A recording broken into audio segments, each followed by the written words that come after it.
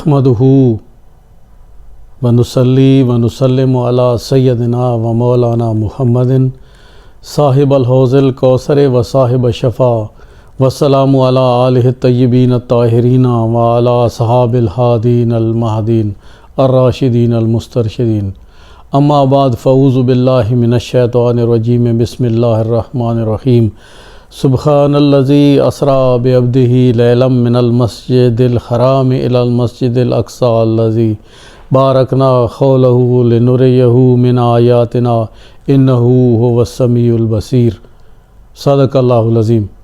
नाज़रीन कराम, मैंने आपके सामने सूरह असरा, जिसको सूरह बनी इसराइल भी कहते हैं, उसकी इब्तिदाई आयात तिलावत करने का शर्फ़ हासिल किया,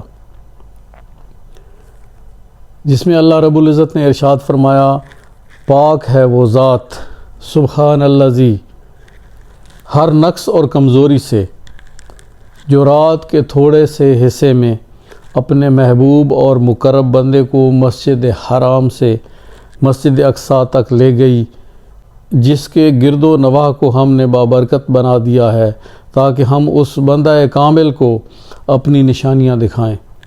बेशक वही खूब सुनने वाला, खूब देखने वाला है। नाज़रीन कराम,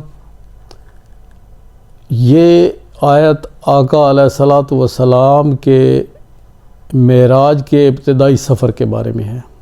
आका अलैहिस्सलातु वस्सलाम का सबसे बड़ा मोजज़ा कुरान है, और कुरान के बाद मेराज हुज़ूर अलैहिस्सलातु वस्सलाम का दूसरा सबसे बड़ा मोजज़ा है। और इसी तरह इसके मुनकिरीन भी हैं जो कि इस मेराज पाक का कतई इनकार कर देते हैं कि ये मुमकिन ही नहीं। और दो तबकात और हैं जो कि कहते हैं कि मेराज रूहानी था। वो मुसलमान हैं, मानते तो हैं मेराज को, लेकिन कहते हैं कि ये मेराज रूहानी था, इसमें जिस्म मुबारक शामिल नहीं था। और एक तीसरा तबका है कि जो इसको ना जिस्मानी मानता है ना रूहानी मानता है, बल्कि इसको ख्वाब पर मुश्तमिल कहता है। तो ये तीन तबकात हैं। हुज़ूर अलैहिस्सलातु वस्सलाम के इस मेराज पाक के हिस्से भी तीन हैं। एक हिस्सा मस्जिद हराम से मस्जिद अक़सा तक है, दूसरा मस्जिद अक़सा से सिदरतुल मुंतहा तक है, और तीसरा हिस्सा वापसी का है। हम इंशाअल्लाह तीनों हिस्सों पे बहस करेंगे, लेकिन हम सबसे पहले लेते हैं इस बात को कि जो कहते हैं कि ये मेराज जो था ये रूहानी था, जिस्मानी नहीं था। तो मेरे भाइयों, कुरान का असलूब बयान, कुरान का अंदाज़े बयान इस बात का गवाह है कि ये रूहानी न था बल्कि जिस्मानी था, क्योंकि इरशाद बारी ताला हुआ, सुब्हानल्लज़ी असरा बिअब्दिही, पाक है वो ज़ात जो अपने बंदे को ले गई। अब अब्द में, बंदे में जिस्म भी होता है और रूह भी होती है। अब्द जिस्म और रूह के बग़ैर नहीं होता। जब रूह निकल जाए तो अब्द अब्द नहीं रहता, वो मैयत बन जाती है। उसकी सुब्हानल्लज़ी असरा बिअब्दिही लैलम मिनल मस्जिदिल हराम, उस अपने बंदे को मस्जिद हराम से मस्जिद अक़सा तक ले गया रात के एक कलील हिस्से में। उसमें जिस्म भी था और रूह भी थी। अब एक तीसरा तबका है जो कि अल्लाह के दीदार को, उनको ये बात हज़म नहीं होती, और वो बात क्या करते हैं कि जी ये जो मेराज था ये ख्वाब था। तो अगर ख्वाब होता तो अल्लाह रब्बुल इज़्ज़त ने कुरान पाक में हुज़ूर अलैहिस्सलातु वस्सलाम के ख्वाबों का ज़िक्र किया है, बाकी अंबिया के भी ख्वाबों का ज़िक्र किया है। जैसे कि हज़रत इब्राहीम अलैहिस्सलातु वस्सलाम के ख्वाब का ज़िक्र किया है کہ قد صدقت الرؤیا انا کذالک نجزی المحسنین، اے ابراہیم تو نے اپنا خواب سچ کر دکھایا۔ اسی طرح حضور علیہ الصلوۃ والسلام کے ایک خواب کا ذکر فرمایا، وہاں فرمایا کہ ابراہیم تو نے اپنا خواب سچ کر دکھایا۔ اور جب آقا علیہ الصلوۃ والسلام کے خواب کی باری آئی تو سورہ فتح میں فرمایا لقد صدق اللہ رسولہ الرؤیا بالحق، اللہ نے اپنے حبیب کا خواب سچ کر دکھایا۔ یہ ہے شان محبوبیت۔ تو جب اللہ رب العزت قرآن پاک میں حضور علیہ الصلوۃ والسلام کے خواب کا ذکر فرما رہا ہے تو یہاں کیا خواب کا ذکر نہیں فرمایا جا سکتا تھا؟ یہاں شان عبدیت بیان کی گئی ہے کہ عبد کو، اپنے بندے کو بتمام و کمال، وہ وہی عبد تھا جو مسجد اقصیٰ، مسجد حرام سے مسجد اقصیٰ تک گیا،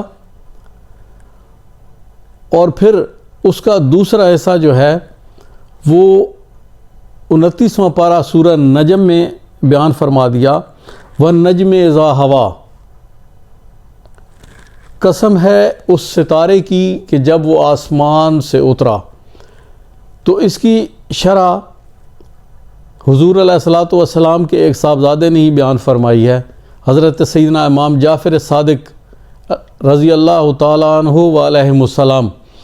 ان سے کسی نے پوچھا اس کی شرح میں کہ وَالنَّجْمِ إِذَا هَوَىٰ، اس قسم ہے اس ستارے کی جب وہ آسمان سے اترے، تو اس کا مطلب کیا ہے؟ تو اس سے مراد کون ہے؟ تو آپ نے فرمایا ہوا محمد صلی اللہ علیہ وسلم، اس سے مراد محمد صلی اللہ علیہ وسلم ہیں جب وہ معراج کی رات آسمان سے واپس اترے۔ میں ایک ربط بتا رہا ہوں کہ جو سبحان الذی اسریٰ بعبدہ لیلا من المسجد الحرام، یہ عبد جو مسجد حرام سے چلا تھا اور مسجد اقصیٰ تک گیا، جس کا ذکر سورہ بنی اسرائیل میں اللہ رب العزت نے فرما دیا، یہ وہی عبد تھا جو سدرۃ المنتہا کے بعد دیدار الہی میں بھی بتمام و کمال تھا۔ جیسے یہاں عبد کا ذکر فرمایا، وہاں پہ سورہ نجم میں بھی فرمایا فَأَوْحَىٰ إِلَىٰ عَبْدِهِ مَا أَوْحَىٰ، کہ اس نے وحی کی اپنے بندے پر جو وحی کی۔ تو یہ دو کا ربط ہو گیا کہ جس عبد کا ذکر جو سفر اسراء میں کیا گیا، وہی عبد اللہ کی ملاقات میں بھی موجود تھا۔ وہ جو راز و نیاز کی باتیں ہوئیں، فَأَوْحَىٰ إِلَىٰ عَبْدِهِ مَا أَوْحَىٰ، وہ وہاں پہ بھی وہی عبد تھا۔ یہ تین کیٹیگریز ہو گئیں معراج ماننے والوں کی۔ لیکن ہم حضور علیہ الصلوۃ والسلام کے سفر کے بارے میں بیان کرتے ہیں کہ مسجد حرام سے مسجد اقصیٰ تک کیسے ہوا۔ یہ معراج با اختلاف روایات ہجرت سے 1 سال پہلے ہوا، کچھ کے نزدیک 2 سال پہلے اور کچھ کے نزدیک 3 سال پہلے ہوا۔ لیکن ایک بات طے ہے کہ یہ سانحہ طائف اور ہجرت کے درمیان کا واقعہ ہے۔ حضور علیہ الصلوۃ والسلام اپنی چچا زاد بہن حضرت ام ہانی بنت ابو طالب کے ہاں آرام فرما تھے، اور بعض روایات میں ہے کہ حتیم میں تھے، بیت اللہ میں تھے، بیت اللہ کے صحن میں تھے۔ لیکن دونوں روایات درست ہیں، کیونکہ جو حضرت ام ہانی کا گھر تھا وہ اب بیت اللہ کے صحن میں شامل ہو چکا ہے، وہ وہیں پہ تھا۔ تو حضور جہاں بھی آرام فرما تھے وہ دونوں باتیں درست ہیں۔ لیکن زیادہ دلائل اس بات پہ ہیں کہ آپ حضرت ام ہانی کے گھر آرام فرما تھے۔ جب حضور معراج سے واپس تشریف لائے تو وہ روایات جب ہم بیان کریں گے تو وہ بات بھی کلیئر ہو جائے گی۔ جبریل امین جنت سے ایک براق لے کے آئے، حضور علیہ الصلاۃ والسلام محو خواب تھے، آپ کو بیدار کرایا۔ آپ جب بیدار ہوئے تو آپ نے وضو فرمایا، پھر آپ براق پہ سوار ہوئے۔ براق کہتے ہیں برق کو، وہ براق برق رفتاری کی وجہ سے براق تھا کہ اس کی رفتار اس قدر تھی کہ جہاں اس کی نگاہ جاتی تھی وہاں اس کا پہلا قدم جاتا تھا۔ حضور علیہ الصلاۃ والسلام اس پہ سوار ہوئے، جبریل امین نے آپ کو سوار کرایا، میکائیل علیہ السلام نے لگام پکڑی، یہ اسراء کا سفر شروع ہوا۔ یہ اسراء کا سفر بیت اللہ، مسجد حرام، خانہ کعبہ سے شروع ہوا۔ جہاں آپ کا پہلا پڑاؤ ہوا وہاں پہ براق اترا اور جبریل نے عرض کی، یا رسول اللہ آپ یہاں نماز ادا فرمائیں۔ آپ نے 2 رکعت نماز ادا فرمائی۔ آپ نے پوچھا جبریل یہ کون سی جگہ ہے؟ عرض کیا یا رسول اللہ یہ آپ کا مقام ہجرت ہے، یہ باغات جو آپ دیکھ رہے ہیں یہ شہر مدینہ کے باغات ہیں، یہاں آپ کی ہجرت گاہ بنے گی۔ پھر آقا علیہ الصلاۃ والسلام وہاں سے روانہ ہوئے، پھر ایک جگہ براق اترا، پھر حضور علیہ الصلاۃ والسلام نے وہاں نماز ادا فرمائی 2 رکعت۔ پوچھا جبریل یہ کون سی جگہ ہے؟ یہ وہ مقام تھا مدین کا، موسیٰ علیہ السلام کا جو درخت تھا اس کے پاس آپ نے نماز ادا فرمائی۔ پھر وہاں سے روانہ ہوئے تو آگے ایک جگہ آئی جہاں پھر آپ نے نوافل ادا فرمائے۔ تو جبریل سے پوچھا جبریل یہ کون سی جگہ ہے؟ تو عرض کیا یا رسول اللہ یہ طور سینا ہے جہاں اللہ تعالیٰ نے موسیٰ علیہ السلام سے کلام فرمایا۔ یہ سفر جاری رہا۔ آقا علیہ الصلاۃ والسلام کو ایک ایسی قوم دکھائی گئی جو کھیتی باڑی کرتی تھی اور وہ دوسرے دن ہی پک کر تیار ہو جاتی تھی اور وہ کاٹ لیتے تھے۔ تو آقا علیہ الصلاۃ والسلام نے پوچھا جبریل یہ کون لوگ ہیں؟ عرض کیا یا رسول اللہ یہ آپ کی امت کے مجاہد ہیں، جن کا اجر یہ ہے کہ ان کی جو نیکیاں تھیں ان کو 70 گنا بڑھا کے دے دیا گیا ہے، کہ وہ جو ایک دن کھیتی کاشت کرتے ہیں اسی دن یا دوسرے دن وہ اس کو کاٹ لیتے ہیں۔ پھر آقا صلی اللہ علیہ وسلم کو ایک خوشبو سنگائی گئی تو عرض کیا گیا کہ یہ خوشبو فرعون کی بیٹی کی ماشطہ بناؤ سنگار کرنے والی اور اس کی اولاد کی ہے۔ اور اس کا واقعہ یہ ہے کہ ایک روز فرعون کی بیٹی کو یہ خادمہ کنگھی کر رہی تھی اور کنگھی گر گئی، اور اس نے کنگھی اٹھائی اور اس کے منہ سے نکلا بسم اللہ طائس فرعون، اللہ کے نام سے اٹھاتی ہوں، خدا فرعون کو ہلاک کرے کہ وہ خدائی کا جھوٹا دعوے دار ہے۔ پھر اس خاندان کو فرعون نے ہلاک کر دیا۔ تو یہ ان کی خوشبو ہے۔ پھر ایک قوم دکھائی گئی جس کے سر کوٹے جا رہے تھے۔ تو آقا علیہ الصلاۃ والسلام نے پوچھا کہ یہ کون لوگ ہیں جن کے سر کوٹے جا رہے ہیں بڑے بڑے پتھروں سے، اور پھر یہ دوبارہ صحیح ہو جاتے ہیں اور پھر ان کو فرشتے کوٹنا شروع کر دیتے ہیں، تو یہ کون ہیں؟ تو جبریل نے عرض کیا یا رسول اللہ یہ وہ لوگ ہیں آپ کی امت کے جو نماز چھوڑ دیتے تھے۔ پھر کچھ لوگوں کے آگے پیچھے چیتھڑے تھے اور وہ چیتھڑے کھا رہے تھے، اس طرح چر رہے تھے جیسے اونٹ اور بکریاں چرتی ہیں، اور یہ زقوم کی بوٹی تھی، ایک زہر آلود کڑوا درخت تھا جو وہ کھا رہے تھے۔ اور جبریل نے عرض کی یا رسول اللہ یہ آپ کی امت کے وہ لوگ ہیں جو زکوٰۃ نہیں دیتے تھے۔ پھر ایک ہانڈی پک رہی تھی جس میں خوشبودار لذیذ گوشت تھا اور دوسری میں بدبودار گوشت، وہ لوگ بدبودار گوشت کی طرف لپکے جا رہے تھے، اس کو کھاتے تھے۔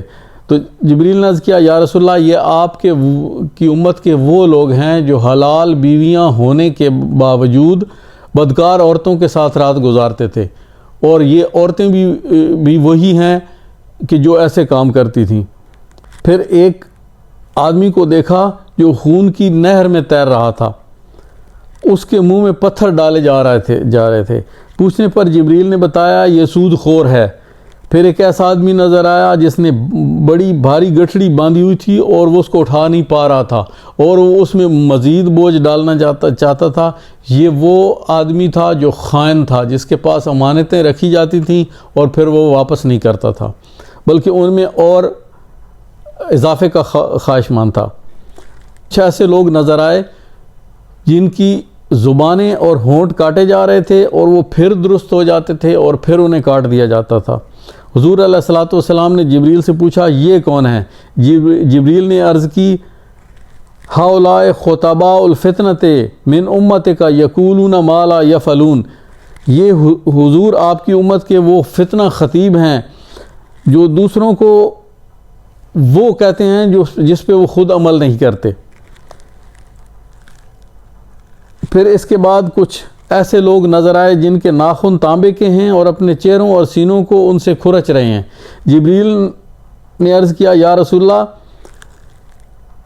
یہ وہ لوگ ہیں جو لوگوں کا گوشت کھاتے ہیں، یعنی ان کی غیبت میں مصروف رہتے ہیں اور ان کی عزتوں پر تہمتیں لگاتے ہیں۔ سرکار دو عالم صلی اللہ علیہ وسلم نے اپنا سفر جاری رکھا۔ مسجد اقصیٰ جب پہنچے تو انبیاء کی ارواح آپ کے استقبال کے لیے موجود تھیں۔ آپ نے امامت فرمائی، انبیاء مقتدی بنے، آپ کے شب اسرا کا دولہ امام بنا، اور آپ نے وہاں پہ تمام انبیاء جتنے بھی آپ سے پہلے گزر چکے تھے، کم و بیش 1.25 لاکھ، سب کی امامت فرمائی، اور وہاں سے سدرۃ المنتہا کا سفر شروع ہوا۔ شب اسرا کا جو سفر تھا وہ بیت اللہ مسجد حرام سے شروع ہوا اور مسجد اقصیٰ پر انبیاء کی نماز کے بعد انبیاء کو نماز پڑھانے میں، جس میں انبیاء نے اقتداء کی، مقتدی بنے اور حضور علیہ الصلوۃ والسلام نے امامت فرمائی، وہاں پہ اختتام پذیر ہوا۔ وہاں سے اگلا سفر شروع ہوا جس کو سفر معراج کہتے ہیں۔ معراج اعراج سے ہے عروج پانا، بلندی کی طرف جانا۔ تو پہلا اسرا کا سفر تھا، یہاں سے سفر معراج کا آغاز ہوتا ہے۔ ارشاد باری تعالیٰ ہوا والنجم اذا ہوا، قسم ہے روشن ستارے محمد صلی اللہ علیہ وسلم کی جب وہ چشم زدن میں شب معراج اوپر جا کر نیچے اترے۔ تو اس کی شرح میں حضرت سیدنا امام جعفر صادق بن امام محمد باقر بن سیدنا علی زین العابدین بن سیدنا امام حسین بن سیدنا علی کرم اللہ وجہ الکریم نے بیان فرمایا۔ چونکہ قرآن حضور علیہ الصلوۃ والسلام پر نازل ہوا اور ان سیدوں کے صحن میں نازل ہوا، تو جو شرح وہ کر سکتے ہیں، جو تشریح قرآن کی سید کر سکتے ہیں، وہ دوسرا کوئی اور نہیں کر سکتا۔ آج بھی جس انداز سے قرآن کو سادات سمجھتے ہیں، وہ باقی افراد اس طرح قرآن کو کبھی نہیں سمجھ سکتے۔ جس طرح قرآن کی شرح سادات کرتے ہیں، کسی اور کے بس کی یہ بات ہی نہیں۔ تو امام زین العابدین نے فرمایا ہوا محمد۔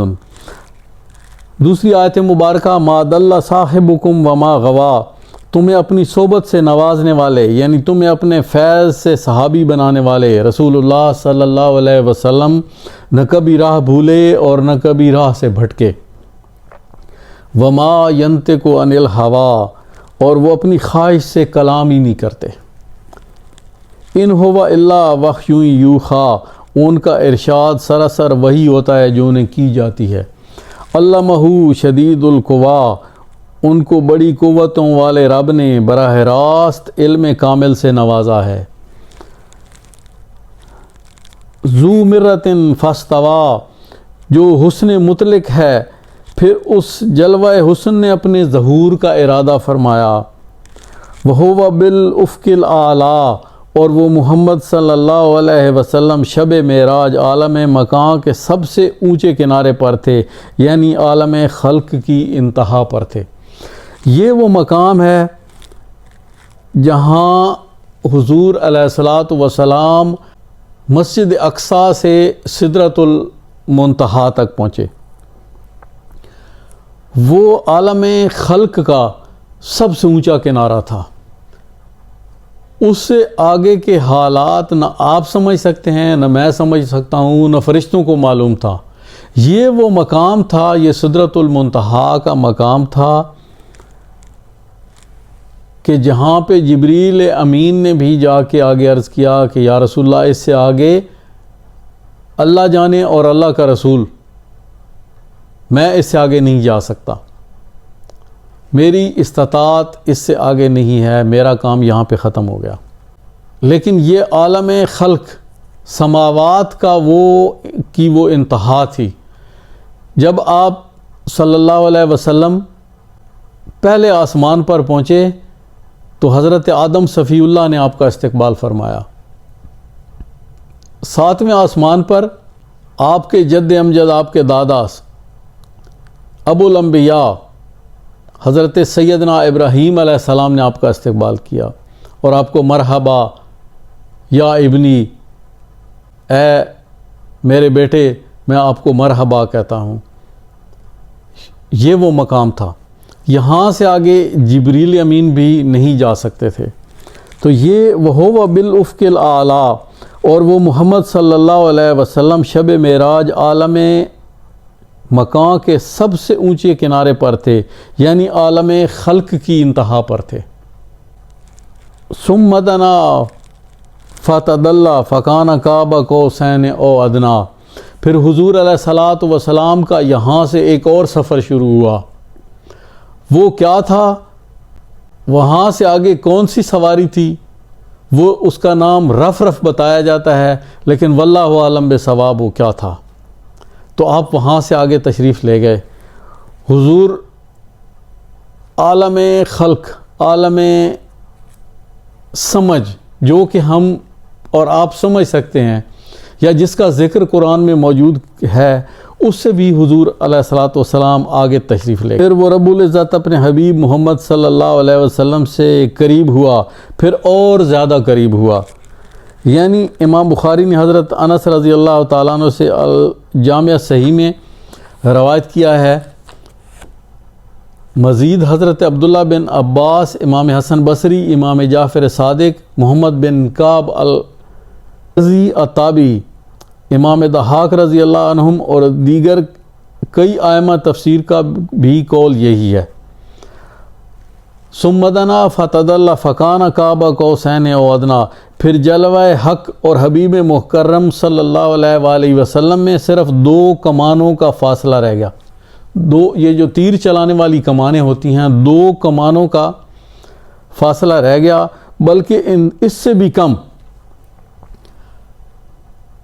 تو جب اتنی قربت ہو گئی اللہ رب العزت کے ساتھ، تو فَأَوْحَىٰ إِلَىٰ عَبْدِهِ مَا أَوْحَىٰ، پھر اس نے اپنے بندے پر وحی کی جو وحی کی۔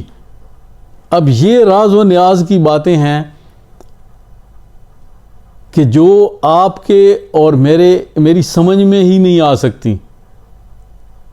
نہ اس کو کوئی صحابی سمجھ سکتا ہے، نہ ہی کوئی اور سمجھ سکتا ہے، نہ کوئی مفسر قرآن سمجھ سکتا ہے کہ اس کو وہ کیا باتیں ہوئیں، ان کو اللہ رب العزت نے اس طرح بیان فرما دیا۔ فَأَوْحَىٰ إِلَىٰ عَبْدِهِ مَا أَوْحَىٰ، اس نے اپنے بندے پر، پس اس خاص مقام قرب و وصال پر اس اللہ نے اپنے عبد محبوب کی طرف وحی فرمائی، جو بھی وحی فرمائی۔ چونکہ وہ بات سمجھ میں نہیں آ سکتی تھی، اس لیے اس کا ذکر ہی نہیں فرمایا کہ وہ کیا راز و نیاز کی، وہ کیا باتیں ہوئیں، جب انسان وہ ہمارے سمجھنے کے لیے تھیں ہی نہیں۔ اور یہ وہ مقام ہے جہاں پہ وہ 2 آخری آیات سورہ بقرہ کی باقی تو ساری جبریل کے ذریعے آئیں، یہ جو ہے یہ براہ راست بلا واسطہ یہ اس دن آقا علیہ الصلوۃ والسلام کو عطا فرما دی گئی۔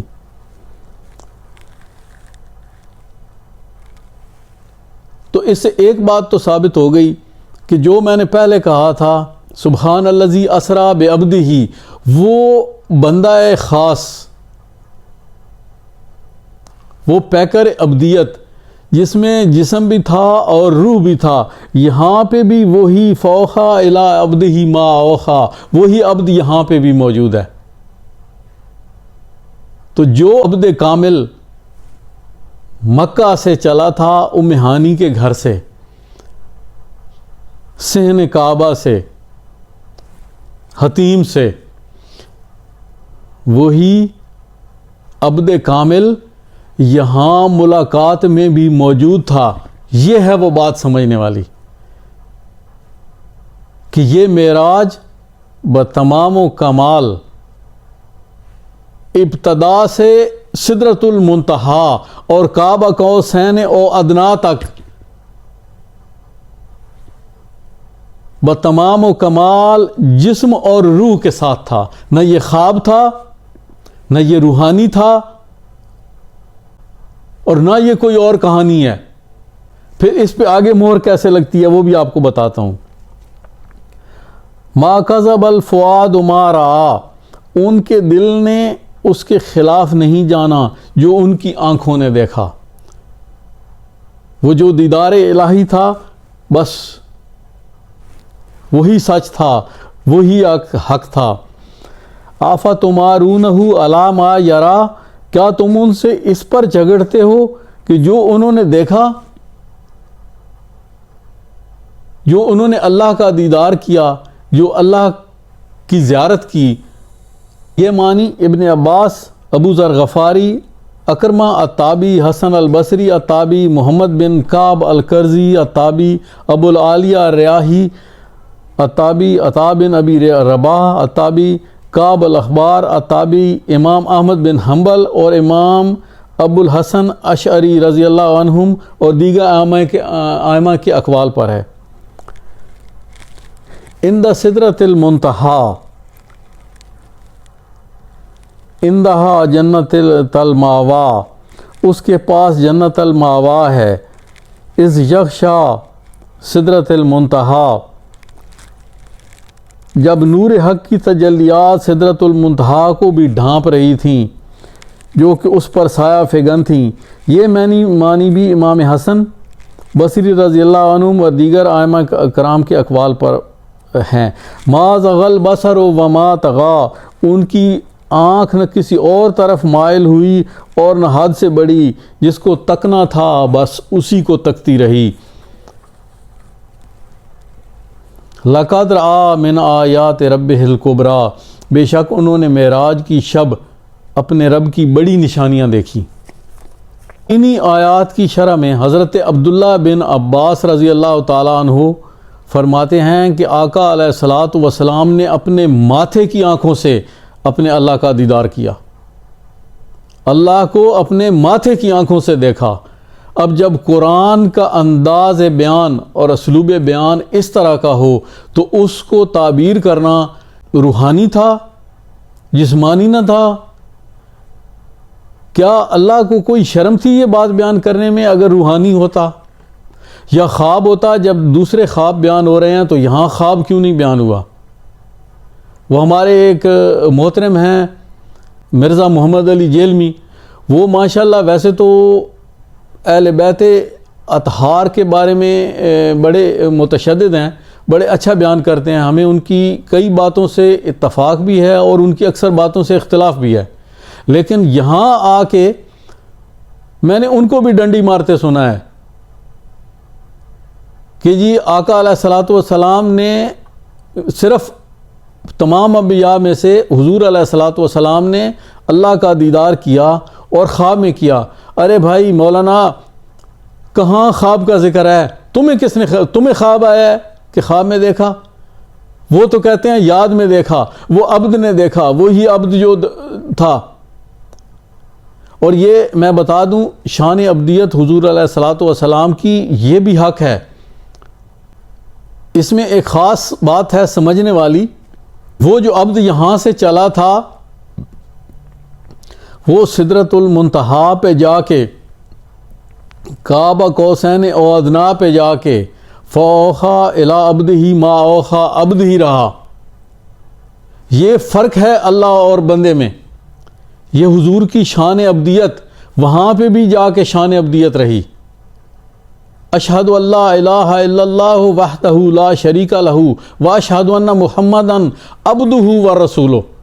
وہ اللہ کے عبد ہیں۔ حضور علیہ الصلوۃ والسلام کی اس ابدیت، مقام ابدیت پہ بار بار زور دیا گیا ہے قرآن میں۔ نزل الفرقان علی عبدہ، یہ قرآن اپنے بندے پہ نازل فرمایا۔ یہ ابدیت کا بار بار ذکر کیوں ہے؟ وہ جو جاہل کبھی میری شان بشریت بیان کرنے پہ وہ لال پیلے ہو گئے تھے، وہ جن کو وضو کرنا بھی نہیں آتا صحیح، تو میں ان کو بتا رہا ہوں، اور تہمتیں لگانے کے لیے ان کو موقع ملا تھا۔ تہمتوں میں وہ ید طولہ رکھتے ہیں،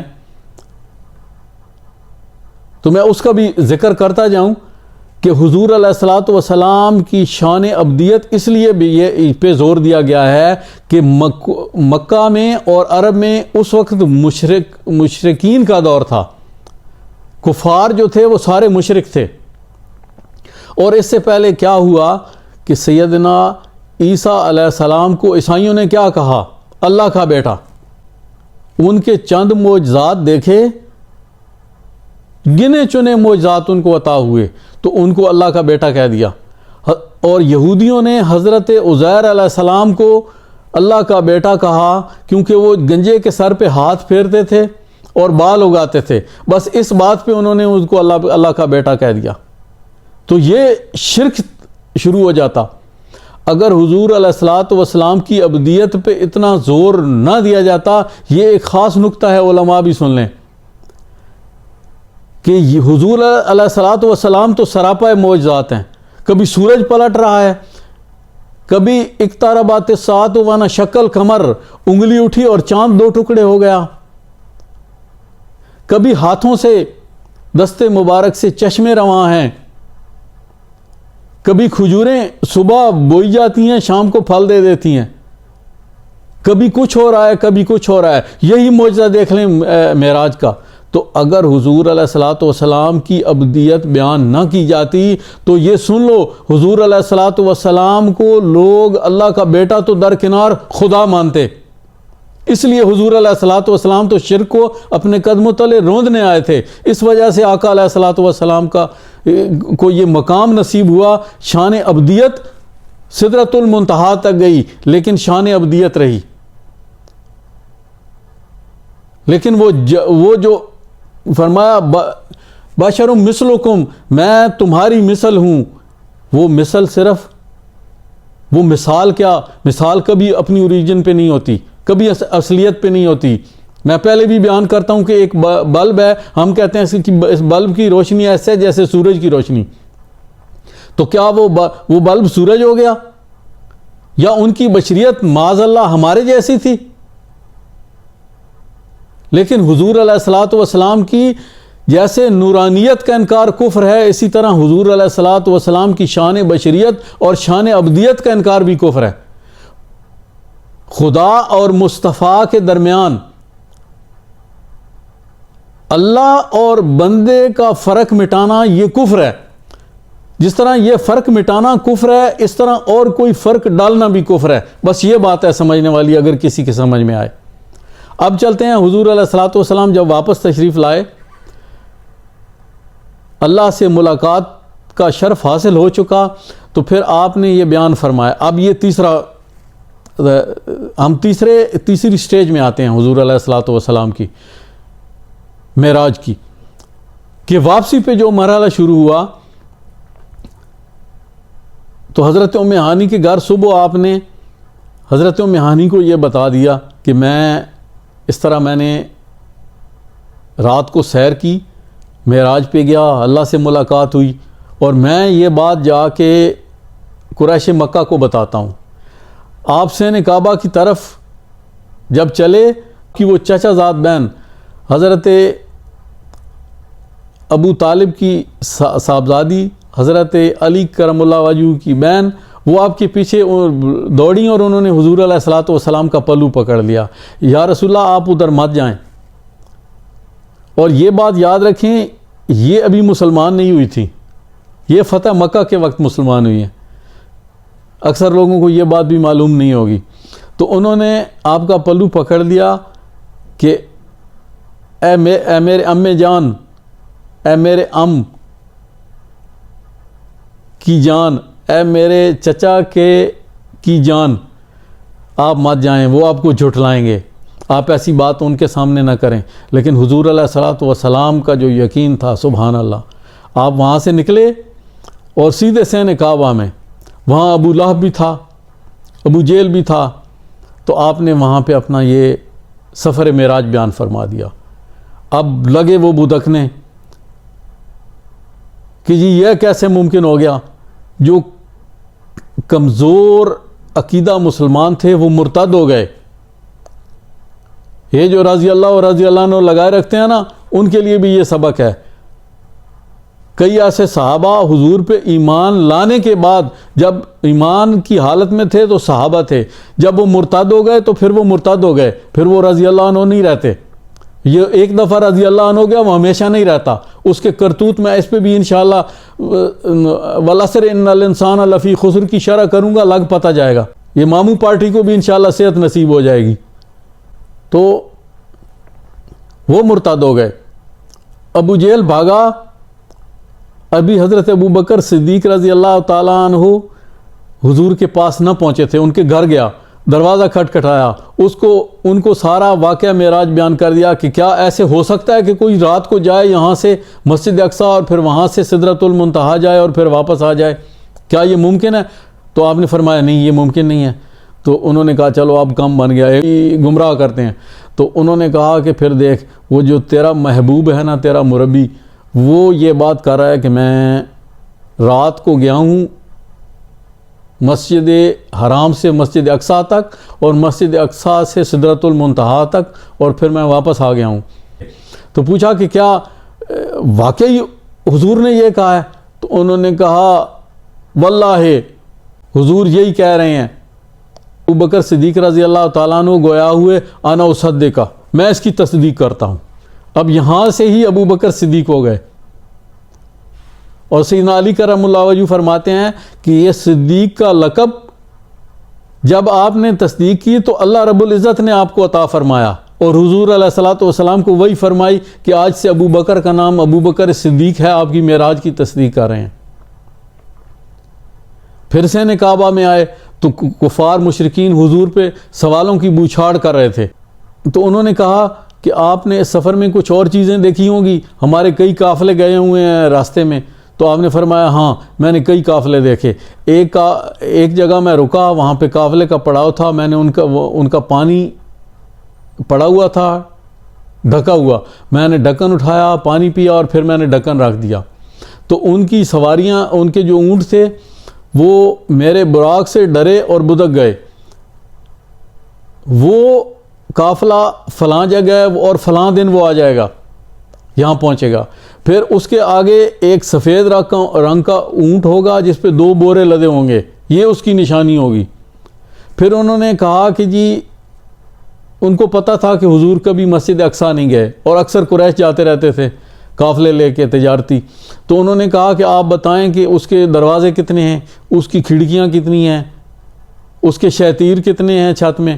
تو اللہ رب العزت نے حرم کعبہ اور مسجد اقصیٰ کے درمیان تمام پردے اٹھا دیے، حضور دروازے گنتے جاتے اور ان کو بتاتے جاتے، حضور شیطیر اور کڑیاں بھی گنتے جاتے چھت کی اور ان کو بتاتے جاتے اتنی ہیں، محراب کس جگہ ہے، کدھر ہے، فلاں اینٹ کا رنگ کیسا ہے، وہ سارا حضور بتاتے جاتے۔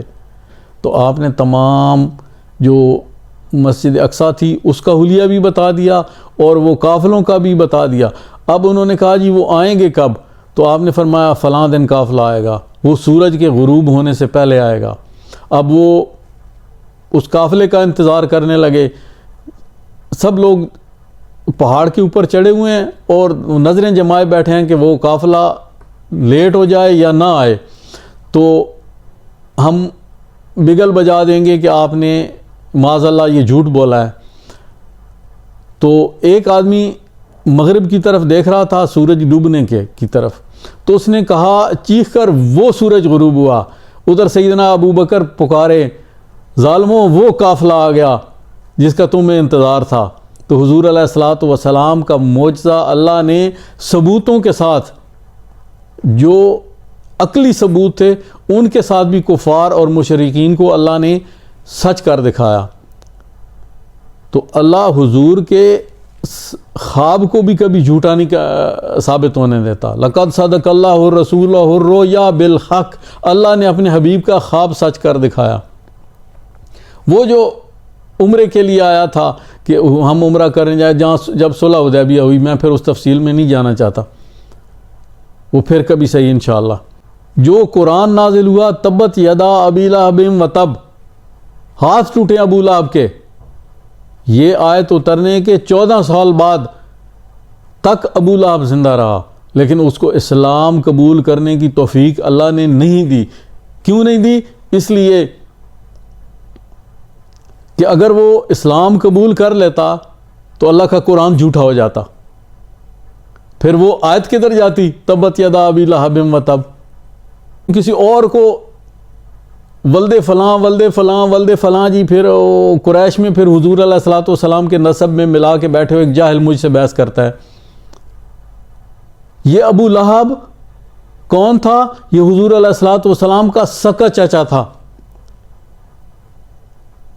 یہ حضرت عبداللہ کا بھائی تھا, حضرت عبد المطلب کا بیٹا تھا. یہ تو دوسرے نمبر پہ حضور علیہ الصلوۃ والسلام کے ساتھ مل جاتا ہے.